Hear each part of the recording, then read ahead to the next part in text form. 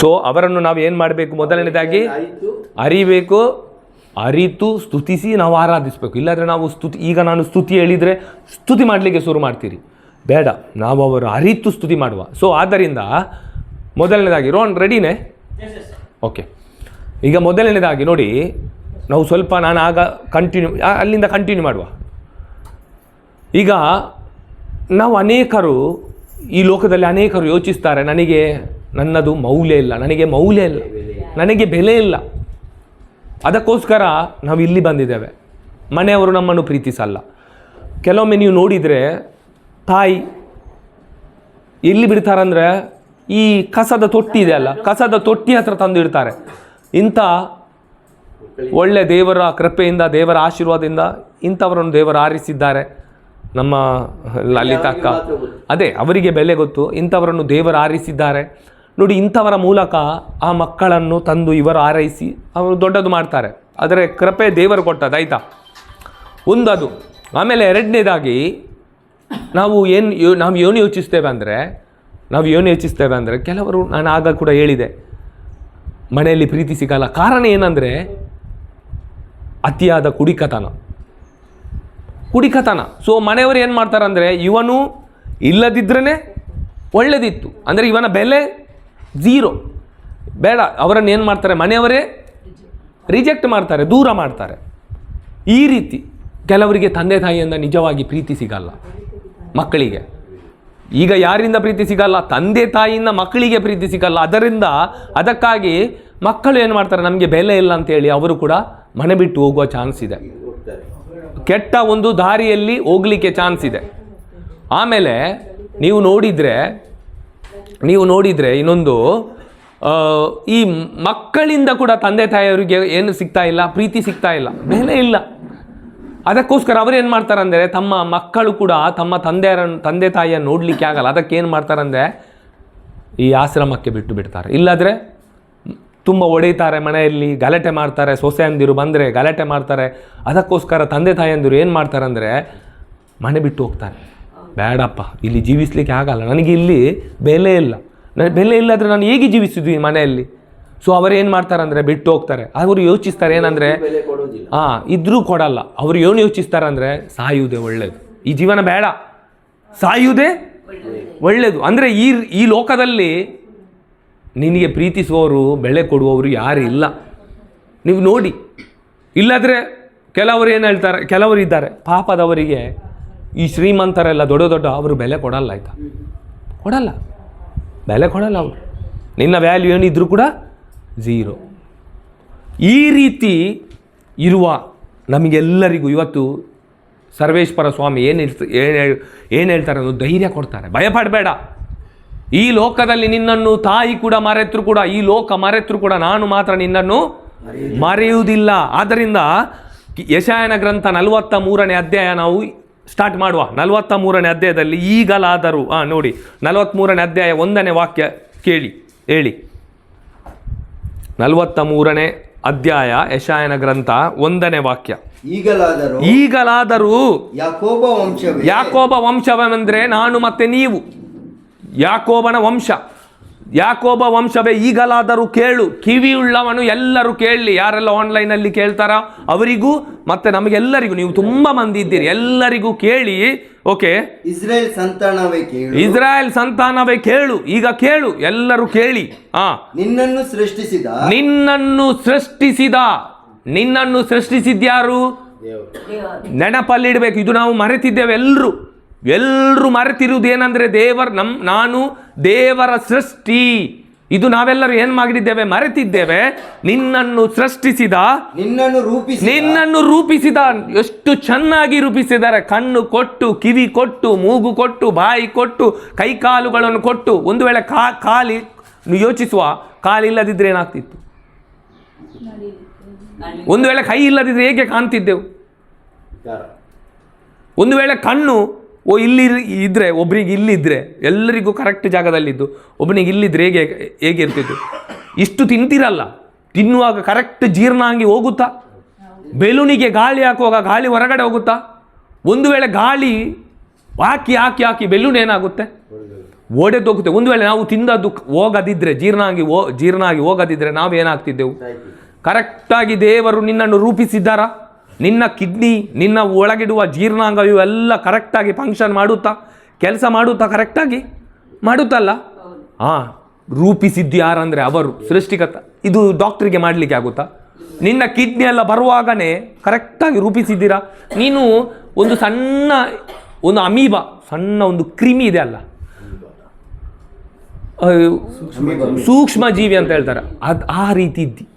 ನಿನ್ನ ತಂದೆಗೆ ಗೊತ್ತಿಲ್ಲ ನೀನು ನಿನ್ನ ತಾಯಿಯ ಒಳಗಡೆ ಇದ್ದೆ, ನಿನ್ನ ತಾಯಿಗೆ ಕೂಡ ಗೊತ್ತಿಲ್ಲ ನೀನು ಎಲ್ಲಿದ್ದಿ, ಗರ್ಭದಲ್ಲಿದ್ದೆ ಅಂತ. ಆದರೆ ದೇವರಿಗೆ ಗೊತ್ತಿದೆ ನಿನ್ನ ಬಗ್ಗೆ. ಅಲ್ಲಿ ಕೂಡ ದೇವರು ಕರೆಕ್ಟಾಗಿ ಕಿಡ್ನಿ, ನಿನ್ನ ಜೀರ್ಣಾಂಗ ಇವನ್ನೆಲ್ಲ ಇಟ್ಟಿದ್ದಾರೆ. ಹೌದಾ? ಈಗ ತಾಯಿಯ ಹೊಟ್ಟೆ ಒಳಗಡೆ ಮಗು ಇರುತ್ತೆ, ಅಲ್ಲಿ ಮಗು ಮಲ ವಿಸರ್ಜನೆ ಮಾಡಲ್ವಾ? ಮಾಡುತ್ತೆ, ಮಾಡಲ್ವಾ? ಅದು ತಾಯಿಗೆ ಕನೆಕ್ಷನ್ ಇದೆ, ಮಾಡುತ್ತೆ. ಅಲ್ಲಿ ಬೇಕಾದದ್ದೆಲ್ಲ ತಾಯಿ ಏನು ತಿಂತಾರೆ ಈಗ ನೋಡಿ ಅದು ತಾಯಿಯ ಒಳಗಡೆ ಅಂದರು. ಈಗ ತಾಯಿ ಒಳ್ಳೊಳ್ಳೆ ಹಣ್ಣನ್ನು, ಆ್ಯಪಲ್ ಹಣ್ಣೆಲ್ಲ ತಿನ್ಬೇಕಂತ ಹೇಳ್ತಾರೆ, ಹಾಲೆಲ್ಲ ಕುಡಿಬೇಕು. ಹೌದಾ? ಅದು ಕುಡಿದ್ರೆ ಮಾತ್ರ ಯಾರಿಗೆ ಅದರಲ್ಲಿ ಫಲ ಬರುತ್ತೆ? ಅಂದರೆ ಮಗುವಿಗೆ ಕೂಡ ಅಲ್ಲಿ ಕನೆಕ್ಷನ್ ಇದೆ. ತಾಯಿ ಒಳ್ಳೊಳ್ಳೆ ಹಣ್ಣು ತಿನ್ನಬೇಕು, ಅದು ತಾಯಿಗೆ ಕನೆಕ್ಷನ್ ಇದೆ. ಆದ್ದರಿಂದ ಇದು ಯಾರು ಮಾಡಿದ್ದು? ಡಾಕ್ಟ್ರ ಅಲ್ಲ, ನಮ್ಮ ಅಪ್ಪ ಅಮ್ಮನ, ದೇವರು. ಆದ್ದರಿಂದ ಇದು ನೀವು ಕೇಳಬೇಕು. ಹೇಳ್ತಾ ಇದ್ದಾರೆ, ಸರ್ವೇಶ್ವರ ನುಡಿಯನ್ನು ಕೇಳು. ಇವತ್ತು ನಿಮ್ಗೆಲ್ಲರಿಗೂ ನಮ್ಗೆಲ್ಲರಿಗೂ ಹೇಳ್ತಾ ಇದ್ದಾರೆ, ನುಡಿಯನ್ನು ಕೇಳು.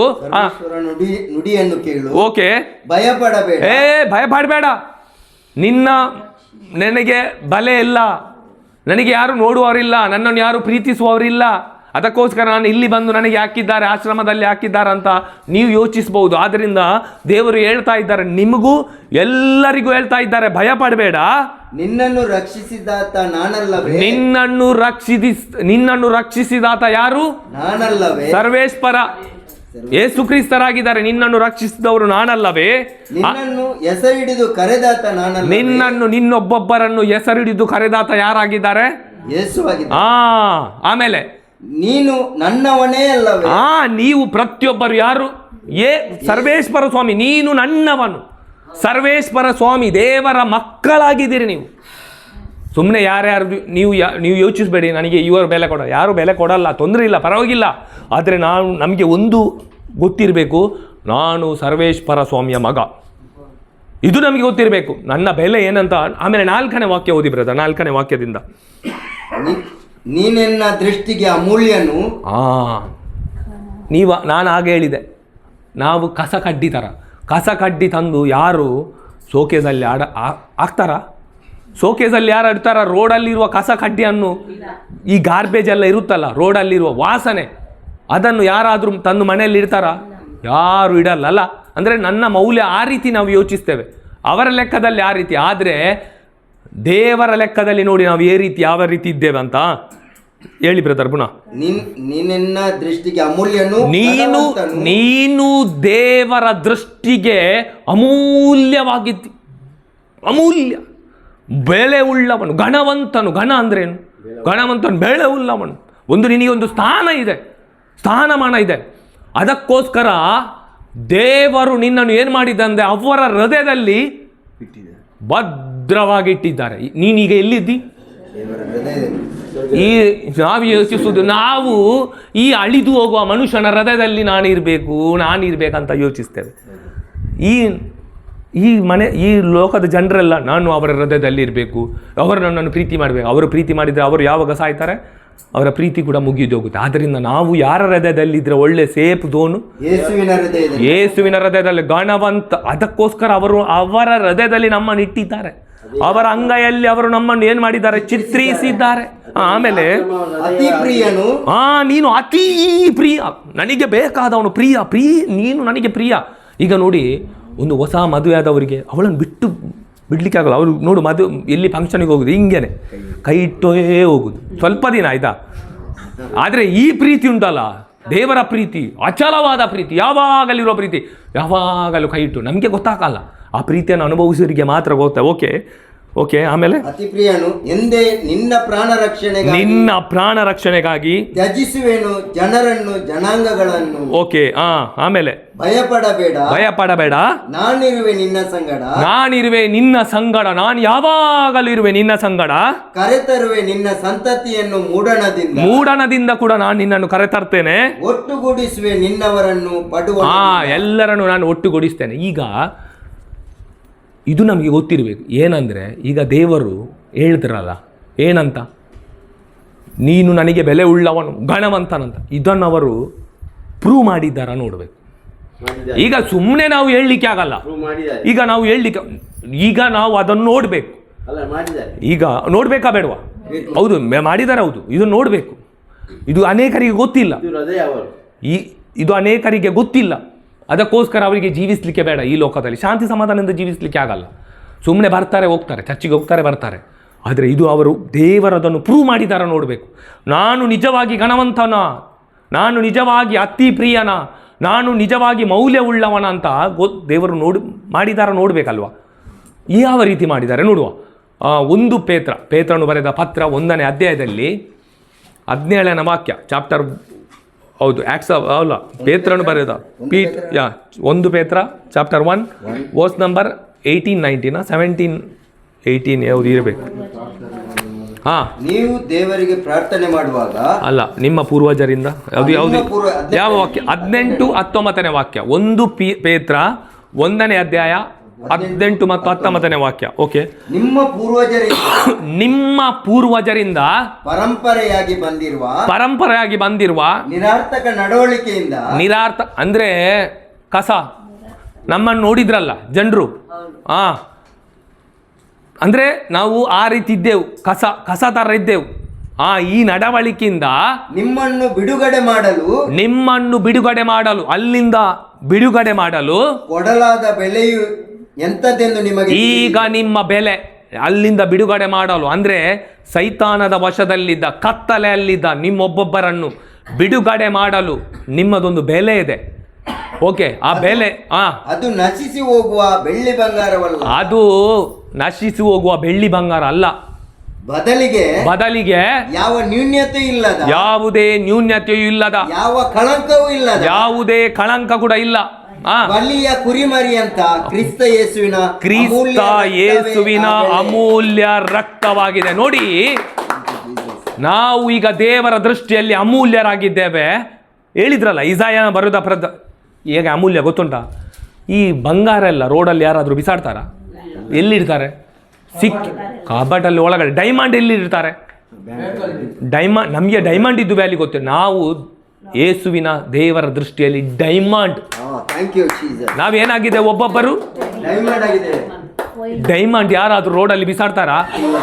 ಈ ಲೋಕದ ಜನರಿಗೆ ಇದರ ಬಗ್ಗೆ ಗೊತ್ತಿಲ್ಲ, ದೇವರಿಗೆ ಗೊತ್ತಿದೆ.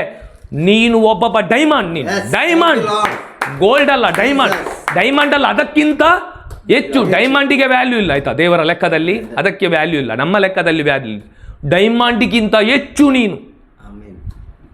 ಅದಕ್ಕೋಸ್ಕರ ಏನು ಮಾಡಿದ್ದಾರೆ ಗೊತ್ತುಂಟಾ? ಈ ಡೈಮಂಡ್ ನನಗೆ ಬೇಕು. ಡೈಮಂಡಿಗಿಂತ ಹೆಚ್ಚು ಬೆಳೆ ಉಳ್ಳವ ನೀನಾಗಿದ್ದರಿಂದ ನೀನು ನನಗೆ ಬೇಕಂತೇಳಿ ದೇವರು ತನ್ನ ಮಗನನ್ನೇ ಒಬ್ಬನನ್ನು ಹೋಗು ಆ ಡೈಮಂಡ್ ಅನ್ನು ನೀನು ಸತ್ರು ಬರೋಗಿಲ್ಲ, ಆ ಡೈಮಂಡ್ ನನಗೆ ಬೇಕು. ನೀವು ಒಬ್ಬೊಬ್ಬರು ಡೈಮಂಡ್. ನೀನು ಯೇಸುವಿಗೆ ಹೇಳ್ತಾರೆ ತಂದೆ ದೇವರು, ಇವರೆಲ್ಲ ಈ ಲೋಕದಲ್ಲಿರುವ ಎಲ್ಲರಿದ್ದಾರಲ್ಲ ಅದೆಲ್ಲ ಡೈಮಂಡ್ಗಿಂತ ಹೆಚ್ಚು ಬೆಳೆ ಬಾಳುವವರು, ಇವರು ನನಗೆ ಬೇಕು. ಏನು ಮಾಡ್ತೀನಿ ನೀನು? ಅಪ್ಪ ನಾನು ತರ್ತೇನೆ. ಯೇಸು ಸ್ವಾಮಿ ಇಲ್ಲಿದ್ದಾರೆ, ತಂದೆ ದೇವರು ಇಲ್ಲಿದ್ದಾರೆ. ತಂದೆ ದೇವರು ಹೇಳ್ತಾರೆ, ನೋಡು ಈ ಲೋಕ ಜನರಲ್ಲೆಲ್ಲ ನನಗೆ ತುಂಬ ಬೇಕು, ನನಗೆ ಬೇಕು. ಅತಿ ಅಮೂಲ್ಯರು ಪ್ರಿಯರಾಗಿದ್ದಾರೆ, ಇವರು ನನಗೆ ಒಬ್ಬೊಬ್ಬರು ಬೇಕು. ಯೇಸು ಸ್ವಾಮಿ ಇಲ್ಲಿದ್ದಾರೆ. ಓಕೆ ಅಪ್ಪ, ನೀನು ಸತ್ರು ಬರೋಗಿಲ್ಲ, ಅವರನ್ನು ತರಬೇಕು.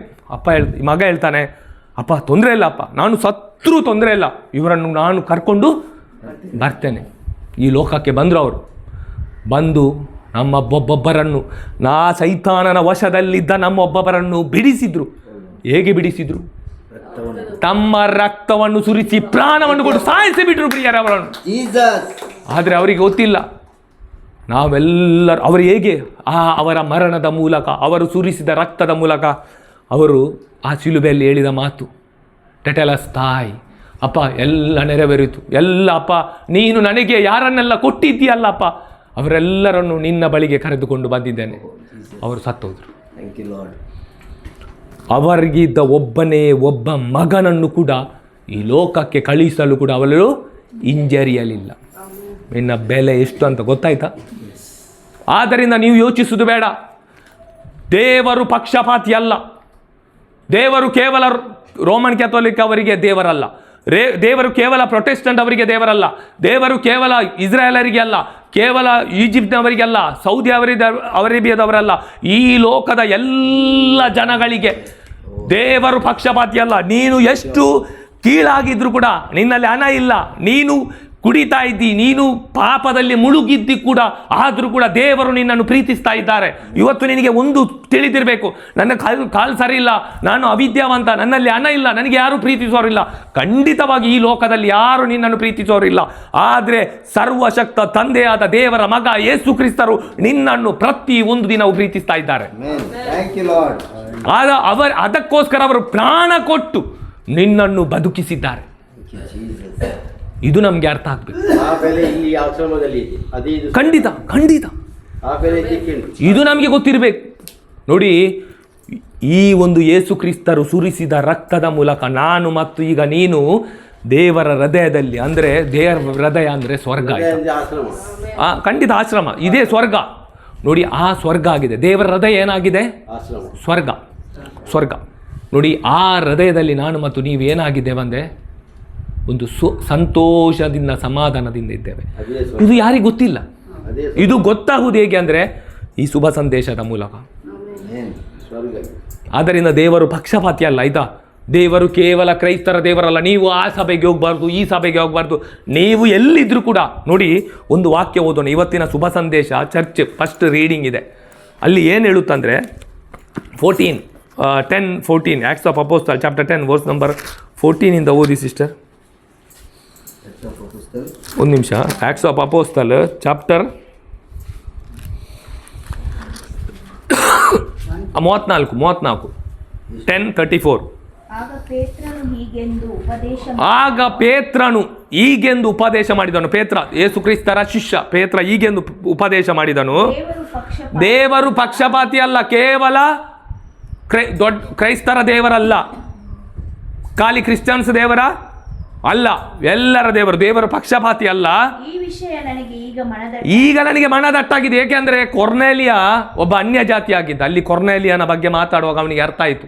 ಕೊರ್ನೇಲಿಯ ಅನ್ಯ ಜಾತಿ ಆಗಿದ್ದ. ನೋಡಿ, ಆಮೇಲೆ ದೇವರಿಗೆ ಭಯಪಟ್ಟು, ಇದು ಬಹಳ ಮುಖ್ಯ. ದೇವರಿಗೆ ಯಾರು ಭಯಪಟ್ಟು ಯಾರೆಲ್ಲ ಸತ್ಪುರುಷನಾಗಿ ಬಾಳ್ತಾರೆ, ದೇವರಿಗೆ ಭಯಪಡ್ತಾರೆ, ದೇವರು ನನ್ನನ್ನು ನೋಡ್ತಾರೆ, ನಾನು ತಪ್ಪು ಮಾಡುವಾಗ ಕೂಡ ದೇವರಿಗೆ ತಿಳಿಯುತ್ತೆ, ದೇವರು ನನ್ನೊಂದಿಗಿದ್ದಾರೆ, ದೇವರು ಯಾವಾಗಲೂ ನನ್ನ ನೋಡ್ತಾರೆ ಎಂಬ ಆ ಒಂದು ಭಯಪಟ್ಟು ಸತ್ಪುರುಷನಾಗಿ ಬಾಳುವವನು ಯಾವ ಜನಾಂಗ, ಯಾವುದೇ ಜನಾಂಗ. ನೋಡಿ ಇಲ್ಲಿ ಎಷ್ಟು ಚೆನ್ನಾಗಿ, ಯಾವ ಜನಾಂಗ, ಯಾವ ಜಾತಿ ಆಗಲಿ, ಯಾವ ಕೀಳು ಆಗಲಿ, ಯಾರು ಮೇಳಾಗಲಿ, ಯಾವ ಜನಾಂಗವೇ ಆಗಲಿ, ಅವನು ಅವರ ಮೆಚ್ಚುಗೆಗೆ ಪಾತ್ರನಾಗುತ್ತಾನೆ, ದೇವರ ಮೆಚ್ಚುಗೆಗೆ ಪಾತ್ರನಾಗುತ್ತಾನೆ. ಯಾರು ದೇವರಿಗೆ ಭಯಪಟ್ಟು ಯಾರೆಲ್ಲ ಜೀವಿಸ್ತಾರೆ ನೋಡಿ, ಅವರು ಮಾತ್ರ. ಆಯ್ತಾ? ಇದು ಒಂದು ನೆನಪು. ನಮಗೆ ದೇವರ ಭಯ ಬೇಕು, ದೈವ ಭಯ ಬೇಕು. ದೇವರು ನನ್ನೊಂದಿಗಿದ್ದಾರೆ, ಯಾವಾಗಲೂ ನನ್ನನ್ನು ನೋಡ್ತಾರೆ. ಯಾರೆಲ್ಲ ಈ ರೀತಿ ದೇವರನ್ನು ನಿಜವಾಗಿ ಸ್ತುತಿಸಿ ಆರಾಧನೆ ಮಾಡ್ತಾರೋ ದೇವರು ಅವರಿಗೆ ಏನಾಗಿರ್ತಾರೆ, ಮೆಚ್ಚುಗೆಗೆ ಪಾತ್ರನಾಗಿರ್ತಾನೆ. ಇದಕ್ಕೆ ಒಂದು ಎಕ್ಸಾಂಪಲ್ ಏನಂದರೆ ಕೊರ್ನೇಲಿಯ, ಅವನ ಅನ್ಯ ಜಾತಿಯವನಾಗಿದ್ದ. ದೇವರ ಭಯವೇ ಜ್ಞಾನದ. ನೋಡಿ, ಆ ಕೊರ್ನೇಲಿಯ ಅನ್ಯ ಜಾತಿ ಆಗಿದ್ದ. ಆದ್ದರಿಂದ ಪ್ರಿಯರೇ, ನಾವು ಯೋಚಿಸೋದು ಬೇಡ. ದೇವರು ಅವರ ದೇವರು, ಇವರ ದೇವರು, ದೇವರು ಎಲ್ಲ ಜನಾಂಗದ ದೇವರು, ಎಲ್ರಿಗೂ. ಆದರೆ ಅವರನ್ನು ನಾವು ಅರಿಬೇಕು. ಈಗ ಈ ರೀತಿ ದೇವರು ನನ್ನನ್ನು ನಿಜವಾಗಿ ಪ್ರೀತಿಸಿದ್ದಾರೆಂಬುದು ನಮಗೆ ಮನದಟ್ಟಾಗುವಾಗ ನಮ್ಮ ಹೃದಯದಿಂದ, ನಮ್ಮ ಪೂರ್ಣ ಮನಸ್ಸಿನಿಂದ, ಆತ್ಮದಿಂದ ದೇವರನ್ನು ಸ್ತುತಿಸಲಿಕ್ಕೆ ಆಗುತ್ತೆ. ಅಂಥವರೇ ಬೇಕು ದೇವರನ್ನು ಆರಾಧಿಸುವವರು. ಸುಮ್ಮನೆ ಡಮ್ಮಿ ಈ ರೀತಿ ಆರಾಧನೆ ಮಾಡಬಾರ್ದು. ಈಗ ದೇವರನ್ನು ಈಗ ನಮಗೆ ಆಗುತ್ತೆ, ಹೃದಯದಿಂದ ಆರಾಧಿಸಲಿಕ್ಕೆ ಆಗುತ್ತೆ. ಅಲ್ಲ, ನಾನು ಇಷ್ಟು ದೇವರಿಗೆ ಏನೋ ಪ್ರಮುಖಳಾಗಿದ್ದಾಳ, ಅತಿ ಅಮೂಲ್ಯಲಾಗಿದ್ದಾಳ, ನನಗೆ ಗೊತ್ತಿಲ್ಲ. ಯೇಸು ಕ್ರಿಸ್ತರು ನನಗೋಸ್ಕರ ಈ ಪಾಪಿಗೋಸ್ಕರ ತಮ್ಮ ಪ್ರಾಣವನ್ನು ಕೊಟ್ಟಿದ್ದಾರೆ ಅಂತ ಹೇಳುವಾಗ ನಿನಗೆ ಮನವರಿಕೆ ಆಯಿತು. ನೀನೇನು ಮಾಡ್ತೀಗ? ಹೃದಯದಿಂದ, ಅಪ್ಪ ಥ್ಯಾಂಕ್ ಯು ಅಪ್ಪ, ಹೃದಯದಿಂದ ನಿನ್ನನ್ನು ಪ್ರೀತಿಸ್ಲಿಕ್ಕೆ. ದೇವರನ್ನು ಪ್ರೀತಿಸುವರು ಪೂರ್ಣ ಹೃದಯದಿಂದ, ಪೂರ್ಣ ಮನಸ್ಸು ಕೊಟ್ಟು, ಪೂರ್ಣ ಆತ್ಮರಿಂದ ಆರಾಧಿಸಬೇಕು. ಅಂಥವರು ಮಾತ್ರ ಬೇಕು ದೇವರನ್ನು ಆರಾಧನೆ ಮಾಡು. ಹೌದಾ? 4:24 ಹೇಳುತ್ತಾ, gospel of John chapter 4 verse number 24 ಏನು ಹೇಳುತ್ತೆ ನೋಡಿ, ಅದೊಂದು ಹೇಳಿ ನಾವು ಸ್ತುತಿ ಮಾಡುವ. 4:24 ಗಾಸ್ಪಲ್ ಆಫ್ ಜಾನ್. ಇಂಥವರು ಮಾತ್ರ ಬೇಕು ಆರಾಧನೆ ಮಾಡೋರು. ಸುಮ್ಮನೆ ಕೂತ್ಕೊಂಡು ಅಲ್ಲೆಲ್ಲಿ ಹೇಳೋರು ಬೇಡ, ದೇವರಿಗೆ ಬೇಡ. ಆ ದೇವರ ಪ್ರಾರ್ಥನೆ ಕೂಡ ಅವರು ಕೇಳಲ್ಲ. ದೇವರ ಕಿವಿ ಮುಚ್ತಾರೆ. ದೇವರ ಕಿವಿ ಮುಚ್ಚಬೇಕಾ ಬೇಡವಾ? ದೇವರು ಕಿವಿ ಮುಚ್ಚಬಾರ್ದು. ದೇವರು ಕಿವಿ ನನ್ನ ಪ್ರಾರ್ಥನೆ ಅವರು ವಿಜ್ಞಾಪಿಸಬೇಕು. ಯಾಕೆಂದರೆ ಈ ಪ್ರಾರ್ಥನೆ ನನ್ನ ಹೃದಯದಿಂದ ಬರುತ್ತೆ ಅಂತ ದೇವರು ನೋಡುವವರು ಹೃದಯ. ದೇವರು ನಮ್ಮ ಇಲ್ಲ, ದೇವರ ನಮ್ಮ ಹೃದಯವನ್ನು ನೋಡ್ತಾರೆ. ಆದ್ದರಿಂದ ಇದು ನೋಡಬೇಕು. ಹೇಳಿ. ದೇವರು ಆತ್ಮಸ್ವರೂಪಿ. ದೇವರು ಏನಾಗಿದ್ದಾರೆ? ಆತ್ಮಸ್ವರೂಪಿ. ಯೌವನನ ಗ್ರಂಥ 4ನೇ ಅಧ್ಯಾಯ 24ನೇ ವಾಕ್ಯ. ದೇವರು ಆತ್ಮಸ್ವರೂಪಿ. ದೇವರು ಮಾನವನು ಮಾಡಿದ ಯಾವುದೇ ಏನು ಹೇಳ್ತಾರೆ ಮೂರ್ತಿ ಅಲ್ಲ, ಇದೆಲ್ಲ ಅದರಲ್ಲಿ ದೇವರು ವಾಸಿಸಲ್ಲ. ಮಾನವನು ಮಾಡಿದ ಕಟ್ಟಡದಲ್ಲಿ ದೇವರು ವಾಸಿಸಲ್ಲ. ದೇವರು ಆತ್ಮಸ್ವರೂಪಿ. ಅವರನ್ನು ಆತ್ಮದಿಂದಲೂ ಸತ್ಯದಿಂದಲೂ ಆರಾಧಿಸಿ. ದೇವರನ್ನು ಹೇಗೆ ಆರಾಧಿಸಬೇಕು? ಆತ್ಮದಿಂದಲೂ ಸತ್ಯದಿಂದಲೂ ಆರಾಧಿಸಬೇಕು ಎಂದು ಹೇಳಿದರು. ಆಕೆ ಅಭಿಷಿಕ್ತನಾದ ಲೋಕೋದ್ಧಾರಕ ಬರುವನೆಂದು ನಾನು ಬಲ್ಲೆ. ಆತನು ಬಂದಾಗ ಎಲ್ಲವನ್ನೂ ತಿಳಿಸುವನು ಎಂದು ಹೇಳಿದಳು. ನೋಡಿ, ಅಲ್ಲಿ ಸ್ವಲ್ಪ ಬ್ರದರ್ ಬಿಟ್ರ ಅಂತ ಒಂದು ಲೈನ್ 23ರಿಂದ ಸ್ಟಾರ್ಟ್ ಮಾಡಿ. ಕಾಲ ಬರುವುದು, ಅದು ಈಗಲೇ ಬಂದಿದೆ. ಈಗ ಕಾಲ ಬಂದಿದೆ. ಈಗ ನಮಗೆ ಆರಾಧನೆ ಮಾಡಲಿಕ್ಕೆ ದೇವರು ಇಲ್ಲಿ ಒಂದು ಮಾರ್ಗ ಓಪನ್ ಮಾಡಿ ಕೊಟ್ಟಿದ್ದಾರೆ. ಇದು ದೇವರ ಮಂದಿರವಾಗಿದೆ. ಈಗ ದೇವರ ಮಂದಿರವಾಗಿದೆ. ಮನೆಯೇ ದೇವರ ಮಂದಿರವಾಗಿದೆ. ಈ ಕಾಲ ಬಂದಿದೆ, ಆ ಕಾಲ ಬಂದಿದೆ. ಹೇಳಿ ಬ್ರದರ್. ಕಾಲ ಬರುವುದು ಈಗಾಗಲೇ ಬಂದಿದೆ. ಇನ್ನು ಮೇಲೆ ನಿಜವಾದ ಆರಾಧಕರು. ಈಗ ನಿಜವಾದ ಆರಾಧಕರು ನೀವೆಲ್ಲ ಯಾರಂದ್ರೆ ನಿಜವಾದ ಆರಾಧನೆ ಮಾಡುವವರು. ನೀವೆಲ್ಲರೂ ನಿಜವಾದ ಆರಾಧನೆ. ಮುಂಚೆ ಎಲ್ಲ ನಾವು ನಿಜವಾಗಿ ಆರಾಧನೆ ಮಾಡ್ತಿರ್ಲಿಲ್ಲ. ಸುಮ್ಮನೆ ಮಾಡ್ತಿದ್ದೆ. ಏಸುವೆ ಏಸುವೆ ಏಸುವೆ ಏಸುವೆ, ಅಲ್ಲಿ ಹೋಗುದು ಬರುವುದು. ಆತ್ಮದಿಂದ ಇಲ್ಲ, ಸತ್ಯದಿಂದ ಇಲ್ಲ, ಪೂರ್ಣ ಮನಸ್ಸಿನಿಂದ ಇಲ್ಲ. ಈಗ ನಮಗೆ ದೇವರ ಪ್ರೀತಿ ಅರಿವಾಗಿದೆ. ಈಗ ನಾವು ನಿಜವಾದ ಆರಾಧಕರು ಆತ್ಮದಿಂದಲೂ ಸತ್ಯದಿಂದಲೂ ಆರಾಧಿಸುವವರು ಅಂತವರೇ ತಮ್ಮನ್ನು ಆರಾಧಿಸಬೇಕೆಂದು, ಅಂತವರು ಮಾತ್ರ ತಮ್ಮನ್ನು ಆರಾಧಿಸಬೇಕೆಂದು ಪಿತಾ ತಂದೆ ದೇವರು ಆಸೆ ಪಡ್ತಾ ಇದ್ದಾರೆ. ಆತ್ಮದಿಂದ ಸತ್ಯದಿಂದ ಮಾತ್ರ ಆರಾಧನೆ. ಈ ಡಮ್ಮಿ ಎಲ್ಲ ಬೇಡ ಆಯ್ತಾ, ಕೂತ್ಕೊಂಡು ಹಾಲೆಲು ಹೇಳುವವರು ಈ ರೀತಿ ಎಲ್ಲ ಮಾಡ್ತಾರ ಅಂಥವ್ರು ಬೇಡ. ಯಾರು ಹೇಳ್ತಾ ಇದ್ದಾರೆ? ಪಿತಾ ಆಸೆ ಪಡ್ತಾ ಇದ್ದಾರೆ. ಯೇಸು ಸ್ವಾಮಿ ಹೇಳ್ತಾರೆ ತಂದೆ ದೇವರು ಆತ್ಮದಿಂದಲೂ ಸತ್ಯದಿಂದಲೂ ಮಾತ್ರ ಆರಾಧನೆಯವರು ಮಾಡಬೇಕು. ಸುಮ್ಮನೆ ಪರಲೋಕದಲ್ಲಿ ಋಣಮ ತಂದೆ ಅಂತ ಹೇಳ್ತಾರಲ್ಲ, ಅಂಥವ್ರು ಬೇಡ. ಅಂಥವರಿಗೆ ಇವತ್ತು ದೇವರು ಕರೆ ಕೊಡ್ತಾ ಇದ್ದಾರೆ, ನೀವು ಆತ್ಮದಿಂದಲೂ ಸತ್ಯದಿಂದಲೂ ಆರಾಧಿಸಬೇಕೆಂತೇಳಿ. ಆಮೇಲೆ ದೇವರು ಆತ್ಮಸ್ವರೂಪಿ. ಅವರನ್ನು ಆತ್ಮದಿಂದಲೂ ಸತ್ಯದಿಂದಲೂ ಆರಾಧಿಸತಕ್ಕದಷ್ಟೇ. ಆದ್ದರಿಂದ ದೇವರು ನಮ್ಮನ್ನು ಯಾವ ರೀತಿ ಪ್ರೀತಿ ಮಾಡಿದ್ದಾರೆ, ದೇವರು ಆತ್ಮಸ್ವರೂಪಿಯಾಗಿದ್ದಾರೆ ಎಂಬುದು ನಮಗೆ ತಿಳಿದಿದೆ. ಆದ್ದರಿಂದ ನಾವು ಅವರನ್ನು ಸ್ತುತಿಸಿ ಪ್ರಿಯರೇ ಆರಾಧನೆ ಮಾಡೋಣ. ಎಲ್ಲರೂ ಎದ್ದು ನಿಂತೋಣ. Thank you Jesus. ಹಾಲೆಲೂಯಾ. ಯೇಸುವೇ ಸ್ತೋತ್ರ, ಯೇಸುವೇ ವಂದನೆ, ಯೇಸುವೇ ಆರಾಧನೆ, ಯೇಸುವೇ ಮಹಿಮೆ. Hallelujah, hallelujah, hallelujah. Thank you Jesus. Hallelujah, hallelujah. ನನ್ನಲ್ಲಿ ಮಮತೆ ಇಟ್ಟು ಬಲಿಯಾದೆ ಶಿಲುಬೆಯಲ್ಲಿ, ನನಗಾಗಿ ರಕ್ತ ಸುರಿಸೇ ತೊಳೆದೆ ನನ್ನ ಪಾಪವೆಲ್ಲ. ನನ್ನಲ್ಲಿ ಮಮತೆ ಇಟ್ಟು ಬಲಿಯಾದೆ ಶಿಲುಬೆಯಲ್ಲಿ, ನನಗಾಗಿ ರಕ್ತ ಸುರಿಸೇ ತೊಳೆದೆ ನನ್ನ ಪಾಪವೆಲ್ಲ. ಪ್ರತ್ಯೇಕಿಸಿದೆ ಗಣಿಸೋ ಮುನ್ನ ನಿನಗಾಗಿ ಜೀವಿಸಲು ಪ್ರತ್ಯೇಕಿಸಿದೆ. ಜನಿಸೋ ಮುನ್ನ ನಿನಗಾಗಿ ಜೀವಿಸಲು ಆರಾಧನೆ ನಿಮಗೆ, ಅನುದಿನವೂ ನಿಮಗೆ ಆರಾಧನೆ ನಿಮಗೆ, ಅನುದಿನವೂ ನಿಮಗೆ. ತಂದೆಯಾದ ನಂದೇವನೇ, ಕರ್ತನೆ ನನ್ನ ತಂದೆಯೇ, ತಂದೆಯಾದ ನಂದೇವನೇ, ಕರ್ತನೆ ನನ್ನ ಮಹಿಮೆಯು ಮಹತ್ವವು ನಿಮಗೆ ತಾನೇ, ಎಂದೆಂದಿಗೂ ಮಹಿಮೆಯು ಮಹತ್ವವು ನಿಮಗೆ ತಾನೇ, ಎಂದೆಂದಿಗೂ ಘನತೆಯೋ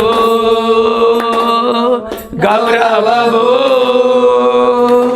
ಕರ್ತನೆ ನಿಮಗೆ ತಾನೇ, ಘನತೆಯು ಗೌರವವು ಕರ್ತನೆ ನಿಮಗೆ ತಾನೇ. ನನ್ನಲ್ಲಿ ಮಮತೆ ಇಟ್ಟು ಬಲಿಯಾದ ಶಿಲುಬೆಯಲ್ಲಿ, ನನಗಾಗಿ ರಕ್ತ ಸುರಿಸಿ ತೊಳೆದೆ ನನ್ನ ಪಾಪವೆಲ್ಲ, ಪ್ರತ್ಯೇಕಿಸಿದೆ. ಜನಿಸೋ ಮುನ್ನ ನಿನಗಾಗಿ ಜೀವಿಸಲು ಆರಾಧನೆ ನಿಮಗೆ, ಅನುದಿನವೂ ನಿಮಗೆ, ಆರಾಧನೆ ನಿಮಗೆ, ಅನುದಿನವೂ ನಿಮಗೆ. ರಕ್ತದಿಂದ ತಂದೆಯೊಂದಿಗೆ ಸಮಾಧಾನ ಪಡಿಸಿರುವೆ, ರಕ್ತದಿಂದ ತಂದೆಯೊಂದಿಗೆ ಸಮಾಧಾನ ಪಡಿಸಿರುವೆ, ನಿಷ್ಕಳಂಕ ಮಗನಾಗಿ ನನ್ನನ್ನು ನಿಲ್ಲಿಸಿರುವೆ, ನಿಷ್ಕಳಂಕ ಮಗನಾಗಿ ನನ್ನನ್ನು ನಿಲ್ಲಿಸಿರುವೆ, ಘನತೆಯೋ ಗೌರವವು ಕರ್ತನೆ ನಿಮಗೆ ತಾನೇ, ಘನತೆಯೋ ಗೌರವವು ಕರ್ತನೆ ನಿಮಗೆ ತಾನೇ. ನನ್ನಲ್ಲಿ ಮಮತೆ ಇಟ್ಟು ಬಲಿಯಾದ ಶಿಲುಬೆಯಲ್ಲಿ, ನನಗಾಗಿ ರಕ್ತ ಸುರಿಸಿ ತೊಳೆದೆ ನನ್ನ ಪಾಪವೆಲ್ಲ, ಪ್ರತ್ಯೇಕಿಸಿದೆ. ಮುನ್ನ ನಿನಗಾಗಿ ಜೀವಿಸಲು ಪ್ರತಿಆದನೆ ನಿಮಗೆ, ಅನುದಿನವೂ ನಿಮಗೆ, ಆರಾಧನೆ ನಿಮಗೆ, ಅನುದಿನವೂ ನಿಮಗೆ. ಆಲಯದ ತೆರೆ ಹರಿದು ಹೊಸ ಮಾರ್ಗ ತೆರೆದಿರುವೆ, ಆಲಯದ ತೆರೆ ಹರಿದು ಹೊಸ ಮಾರ್ಗ ತೆರೆದಿರುವೆ, ಮಹಾ ಮಹಾ ಪರಿಶುದ್ಧ ಸ್ಥಳಕ್ಕೆ ನನ್ನ ನಡೆಸಿರುವೆ, ಮಹಾ ಮಹಾ ಪರಿಶುದ್ಧ ಸ್ಥಳಕ್ಕೆ ನನ್ನ ನಡೆಸಿರುವೆ, ಘನತೆಯು ತಾನೇ ನಿಮಗೆ ತಾನೇ ಘನತೆಯು ಗೌರವವು ಕರ್ತನೇ ನಿಮಗೆ ತಾನೇ ನನ್ನಲ್ಲಿ ಮಮತೆ ಇಟ್ಟು ಬಲಿಯಾದ ಶಿಲುಬೆಯಲ್ಲಿ ನನಗಾಗಿ ರಕ್ತ ಸೋರಿಸೆ ತೊಳೆದೆ ನನ್ನ ಪಾಪವೆಲ್ಲ ಪ್ರತ್ಯೇಕಿಸಿದೆ ಗಣಿಸೋ ಮುನ್ನ ನಿನಗಾಗಿ ಜೀವಿಸಲು ಪ್ರತ್ಯೇಕಿಸಿದೆ ಗಣಿಸೋ ಮುನ್ನ ನಿನಗಾಗಿ ಜೀವಿಸಲು ಆರಾಧನೆ ನಿಮಗೆ ಅನುದಿನವೂ ನಿಮಗೆ ಆರಾಧನೆ ನಿಮಗೆ ಅನುದಿನವೂ ನಿಮಗೆ ಥ್ಯಾಂಕ್ ಯು ಜೀಸಸ್ ಹಾಲೆಲೂಯಾ ಯೇಸುವೇ ಸ್ತೋತ್ರ ಯೇಸುವೇ ಸ್ತೋತ್ರ